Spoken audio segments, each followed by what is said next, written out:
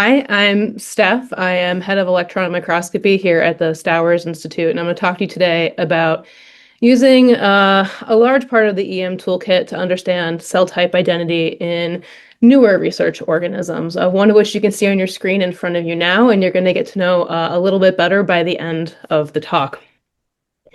But before I get into research organisms, let's get into the organisms who did the work.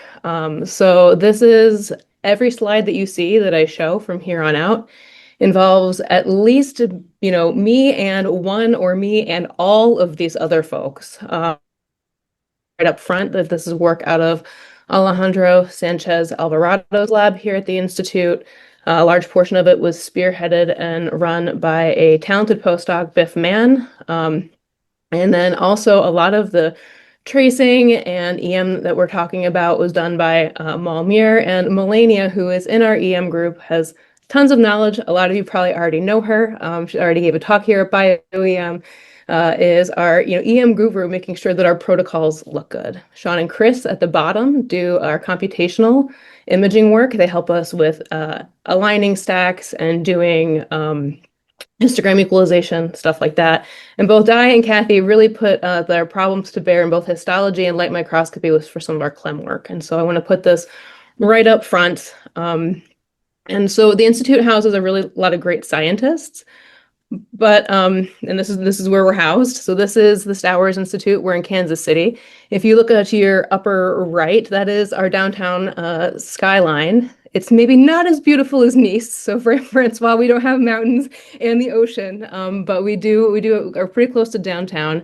And the two larger brown buildings you can kind of see to the upper left is American Century Investments, and that funds our science here at the Institute. We have 23 different labs, PI-driven labs. We have 4 fellows, and we have around 15 core facilities we call technology centers.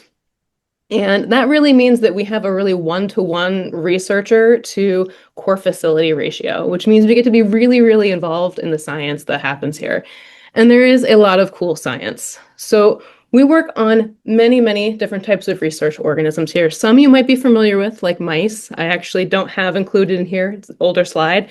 We have yeast, we have organoids, we have new plant researchers. So we have I'm learning the plant science. So we also have alfalfa. We are getting aphids. One of my favorites is in the top right-hand corner. We do some work on the apple snail, whose eye can regenerate.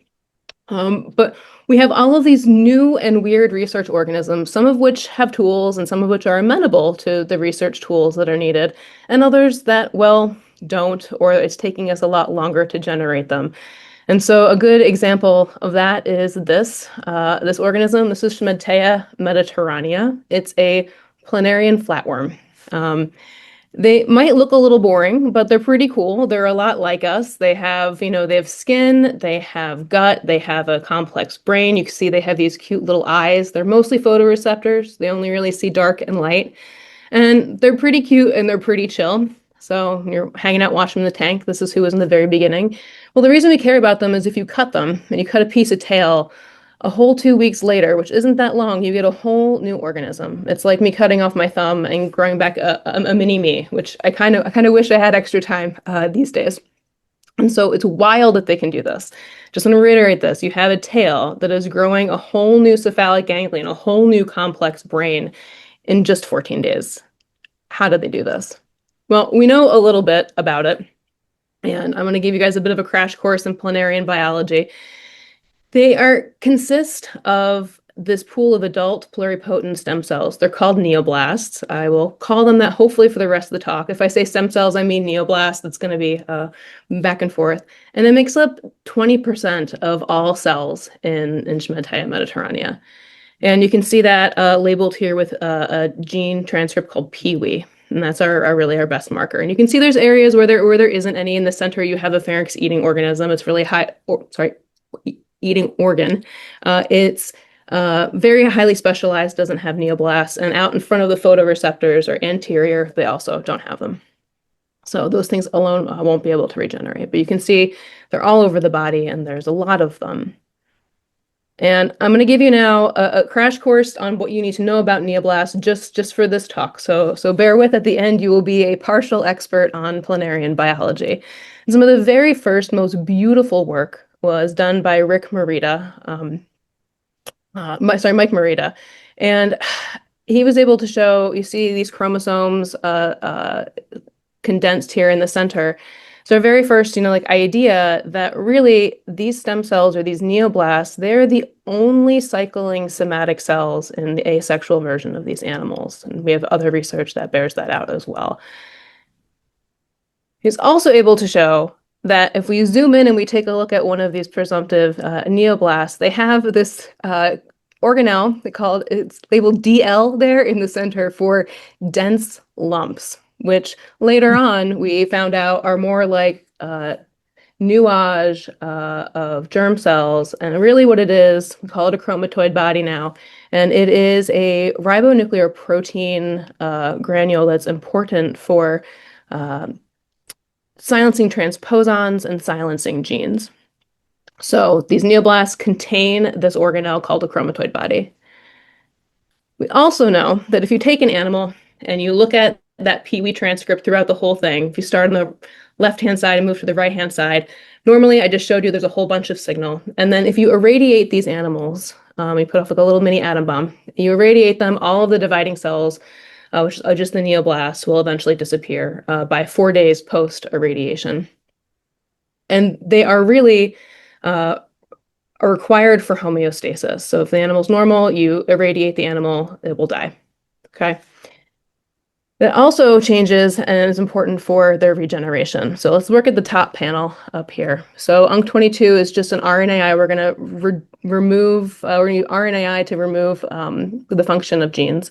And UNC22 is not present in planarians. So what you see at the dashed lines that kind of go across the screen is after this animal has been amputated and treated for RNAi for a gene that doesn't exist in them, you see what's grown past the line is what's called the blastema. It's the new tissue that's growing to regenerate the animal. Now, if you go down to the second panel, what we see is if you irradiate an animal with RNAi, it's going to die. We know this because it doesn't grow any tissue after the cut, and it starts to curl up. And we see this also in the very bottom. If we get rid of the Pee-wee, that it also, through RNAi, that it will not be able to regenerate. Okay, so we know these neoblasts, these Pee-wee positive neoblasts are required for regeneration. And the last, and I think one of the coolest pieces of biology is there's a group that showed that you can essentially irradiate a planarian. So you get rid of all the stem cells, you wait till all the stem cells die, and then you take individual stem cells and you put them back in the tail one at a time and see if it can go in, divide, and then repopulate or make a clones of themselves to repopulate the animal. And it works. It's wild. It works part of the time, partially maybe experimental. The other part of it might be there might be some specialized neoblasts that are capable of this and some that are not. But you can rescue the whole animal's lethality by injecting individual neoblasts. Just crazy. Okay, so now that you're experts on what neoblasts do and are capable of in planarians, one of the main questions that we have about planarians and about how stem cells work in them is there a contact-dependent stem cell niche in them? So the reason I bring this up is ways to maintain your stem cellness, and one is from signals at a distance, and another one that's fairly well described, and I think maybe the best in the Drosophila germline is having a cell attached to or have a contact with your stem cell and holding it and saying, you're going to stay a stem cell. So like I said, the best example of this, or at least I did my PhD in Drosophila, so I am a fan, is the germline of Drosophila. So if you see these green germline stem cells are in contact with this cap cell, and the second they lose contact with this cap cell, they start to differentiate. This is beautiful work out of Alan Spradling's lab. And so this is important. The junctions are important for this. And one of my favorite electron microscopists, Anthony Mahuwald, showed this. When you look at this, you can actually see the junctions between these two cell types, okay, in electron microscopy. So we're wondering, does this exist in planarians? Before we go looking for that, though, we have to train ourselves in this century. So, uh, a lot of work was done in the mid to, right around the time I was born, looking at electron micrographs. And so we have to convince ourselves that we can reliably find them. And so we went about this multiple ways, both molecularly and functionally. And so that's what we're going to talk about next. So the first thing we did, and I want to start out by saying we did not develop this protocol. Melania actually found this wonderful paper from Kramer et al. 2021. So those of you in the audience wanting to do this, look up the paper. It worked, almost right out of the box for us. So it's fantastic. I've given posters and I've been trying to tell everybody about this paper because it works pretty well. So thank you to Francois for giving the very comprehensive overview about how array tomography works. So we essentially did the same thing. We took a planarian that we cut the tail off of, and we know that we'll get increased neoblasts near the wound, so near the amputation site. And we put 100 nanometer thick sections that covered eventually about a 2 micron depth total onto a cover slip or a slide. We ended up finding a slide, ended up working better for us. And as of note for the past talk and the questions, we also plasma clean and do carbon coating for the imaging. And so we put it on the slide, we do the immunohistochemistry for antibody labeling, and then we would decover slip and then stain an image in our SEM. So what you're looking at here is acetylated tubulin in yellow. That labels essentially cilia, which is an easy control for us to make sure that it worked. And we labeled those chromatoid bodies, those dense lumps, and that's what's in pink. Okay, so we do that here, and we can see that the pink signal is overlapping with these kind of blobby looking chromatoid bodies. So this is an LR white resin to maintain the antigenicity, and we also did high pressure freezing and freeze substitution for this. Okay. But I told you the Pee-wee signal is what lets us know it's a neoblast. The chromatoid bodies stick around after stem cells start to decide to differentiate. After a division, you have something that's kind of stem-like, and then it starts to differentiate into a different cell type. And we can still see some chromatoid bodies in there. Let's go for the gold standard, and that is for the Pee-wee transcript. And this is also from the Kramer et al. Paper from 2021. Use View RNA. Some of you might be aware of also like HCR.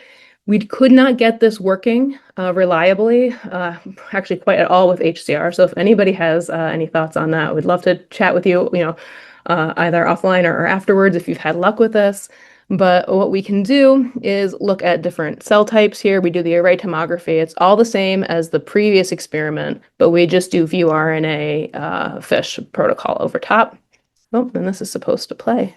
Let's do that. And you can see we also have some hard times with wrinkles, right? But generally, what you see is you're only looking for a transcript on top. And so there's really each section, you only get a few flickering like little signals.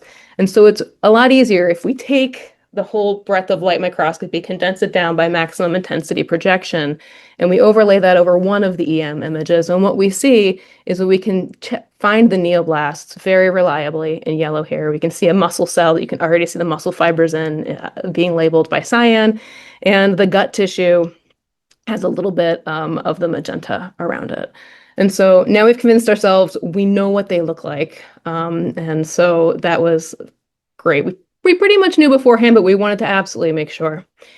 Now we want to know, are we really sure that these are neoblasts and that we can reliably identify them across EM data types? As we all are probably aware that different protocols make things look very different. And so to be able to translate, across is important. So I'm going to start talking now about serial block face data sets that we took, multiple. And for this, we targeted the tail stripe. So this is targeted this kind of backside of the animal. It's the white square that you can see here, and that's the volume we kind of go after. And one of the reasons we targeted this was there's not a lot of neurological tissue there, which can be very dense. And it stains wonderfully, as Anna brought up before. And also, as Anna brought up before, a lot of people do volume EM and serial block face FibSim work in neurons because the protocols work. And what we found is we had to tweak some protocols to get this to work for us.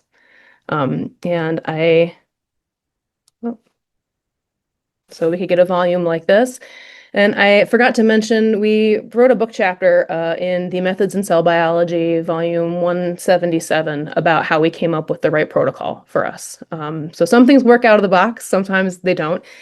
Some protocols worked on earlier stages of planarians in embryogenesis, and then stuff didn't work later on. So we had to mash together a few different protocols, notably already ones that were kind of brought up, to be able to get something that worked really well. And so we got data set that's around 200 microns by 200 microns by 100 microns. And these data sets are probably around, I think, like 300 to 400 gigabytes big.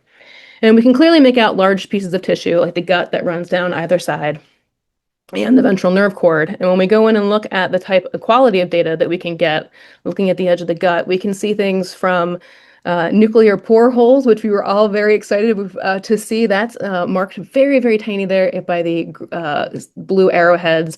Yellow arrowheads are marking out. We can clearly see endoplasmic reticulum, and the pink arrowheads are everybody's favorite, mitochondria. Okay, so we can see tissue level and organelle level information on this. We're looking at 60 nanometers in Z that we're cutting with our serial block face, and we're looking at 15 nanometers in XY resolution for this. And so that gives us data that looks like this. And I think folks, when you kind of see your first serial block face data set, it's like, oh my God, this is so much information. What am I going to do with it? We kind of half jokingly said it's like opening up a dam of information and trying to like turn it into like, at least a fire hose worth of information, and it becomes pretty hard. And the first thing we wanted to know is, if we're looking for neoblasts, we have to be able to find cells. And the easiest way to find cells in planarians is to go by nuclei. So we used, at this point, I think this is in maybe 2021, we used an in-house machine learning model where we had one human trace 3 different sections of all the nuclei and train the model, and it did a very good job of pulling it out. You see some places where there are noise, you see some places where it picks up some other stuff, but we could easily clean that up. So this took something that would take one human to do about 2 years, and it did it in 2 hours in an afternoon. And so it's important for these large data sets to have some large data set solutions, but not all the time. Having human eyes on the data we're finding is also really important. For those of you now who have these sorts of data are wondering, how am I going to do this sort of work? We're actually having luck with CellPose, which is a more out-of-the-box solution than using in-house versions right now. So we could find all of the nuclei using deep learning. And then we moved to the original neural networks, human brains, to do something. As we were looking through the data, we realized that those of us used to looking at this sort of data could already say, oh, this is this cell type, that's that sort of cell type. And so we took 3 human annotators, myself included, with Melania and Mal, and Sean, our computational imaging guru, made a Fiji macro system that would extract a mini volume around a nuclei, and it would present it at random to one of the 3 of us. And we would kind of scroll through it, and based on what's around the nucleus and the texture, we would say, oh, that's a secretory cell, or that's going to be a gut cell, or that's going to be the epidermis. And so we did that blind to each other. We also did the checks where we overlapped that people were kind of judging each other data sets as well. And when we mapped the identities that the humans assigned back onto the nuclei, what we got was a recapitulation of tissues. So we were very excited. Everything was where it was supposed to be. So we see the gut and the branches in pink. We see secretories all throughout the mesenchyme, or the center of the animal. And we see neoblasts, which are in white, everywhere across the animal, where we expect to see them. So that was a pretty exciting. We do see some people make some mistakes, and we went back and found out it was me. So I like to put epidermal cells. I labeled some of them wrong as gut, but there is, a little bit of noise in the data, but that means it's real. So once we had this, okay, well, how do we know these are neoblasts? We're all judging them the same. We all agree. But like I showed you before, we have ways to change the numbers. We're also excited to see that in our homeostatic animal, that was around 20% of the cells. So that's in line with the previously published information. I told you we can irradiate the animals, and when we irradiate, the neoblasts go away. So we did that. We looked 4 days post-irradiation, did the same thing. In order for us not to be biased, we titrated in 20% of the original neoblasts from the first data set and then put them in the mix and then pulled them out so we weren't going to be biased and say, well, there shouldn't be any in here. We found 4. We found 4 neoblasts, so we were very excited. We can identify them, and they go away over time. So this is good news. And we can also modulate them and increase them. So I told you earlier briefly that we can, after amputation, the neoblast number goes up near the amputation site, and we can see that we can do that as well. So now they're, I think, 29%. So this was all very exciting. And it said, okay, we have the tools, that we need to go after. Is there a contact-dependent stem cell nation planarians? We have the data. And this is a paper that's been published at the very end of last year. So please take a look at it. The EM is part of the story. So for this, we did array tomography again. Again, this is high pressure treated, free substituted. This is LR white resin. We already had this data on hand in order to do some of the molecular identification. And we looked at it and went, well, we can get more information out of this. So data is in 20 nanometer XY resolution, 100 nanometer sections, about 52 sections on first data set. We have a second data set that's around 55. So we're looking at a pretty large volume. This is what the data looks like. One of the first things we noticed right away is that all of these individual cells are sitting around a whole lot of extracellular matrix. And this is different from our previous chemically fixed data that I showed you, in that we really have a better preservation of our extracellular matrix using high pressure freezing. And it allows us to make some of the claims, that we're going to.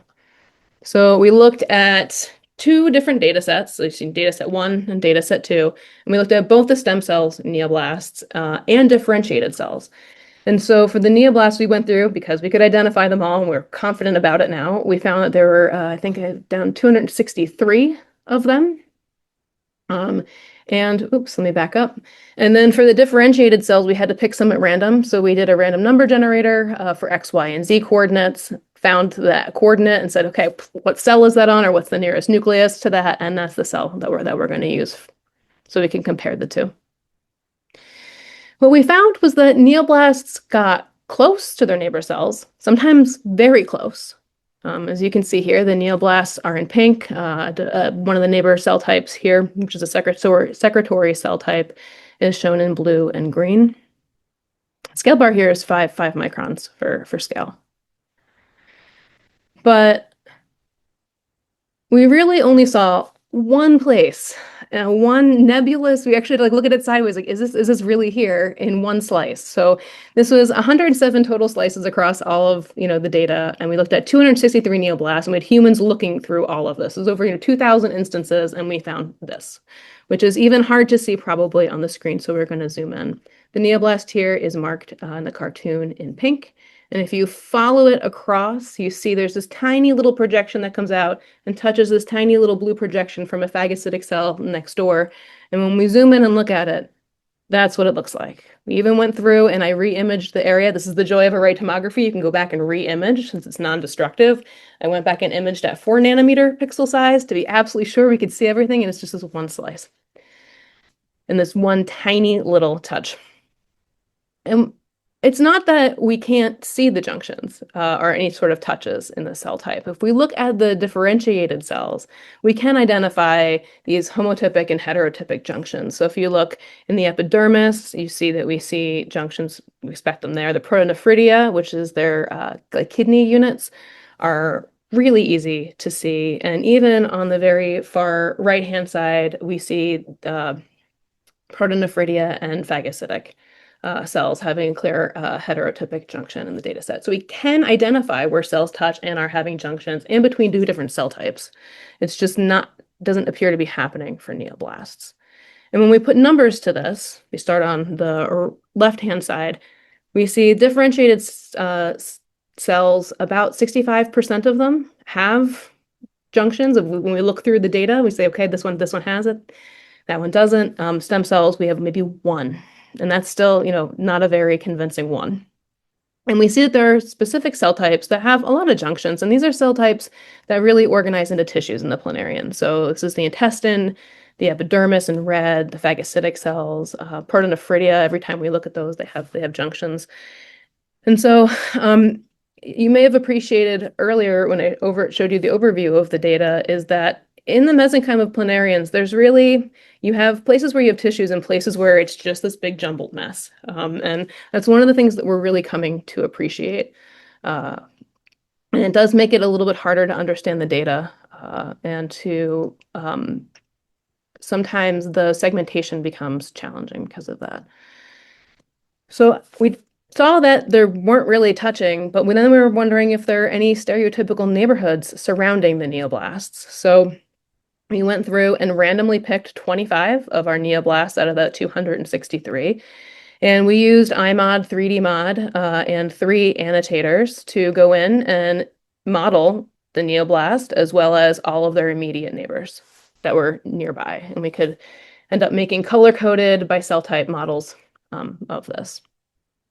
And what we got out of this was first very beautiful and very satisfying. And so what we see is that there's many different cell types. You're going to see a lot of this blue cell type. That's a phagocytic cell. They are long and thin and they weave through everyone. They're pretty promiscuous in that way. But when you look at least by eye, you say there's not really any sort of pattern that emerges. And when we look at it by looking at observed neighbor types, first we see on the right-hand side, when you have tissues like the intestine and the epidermis that have junctions with each other and they're organized, they're always their nearest neighbor. Okay, this makes some sense.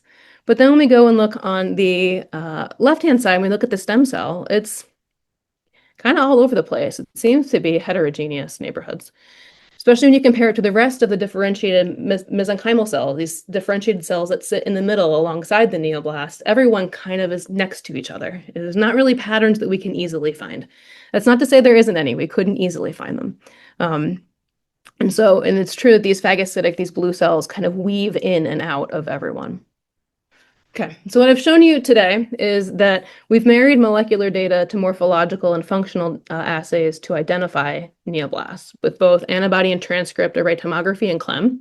And we've done it with serial block-based, with some machine learning and the original human neural networks to classify.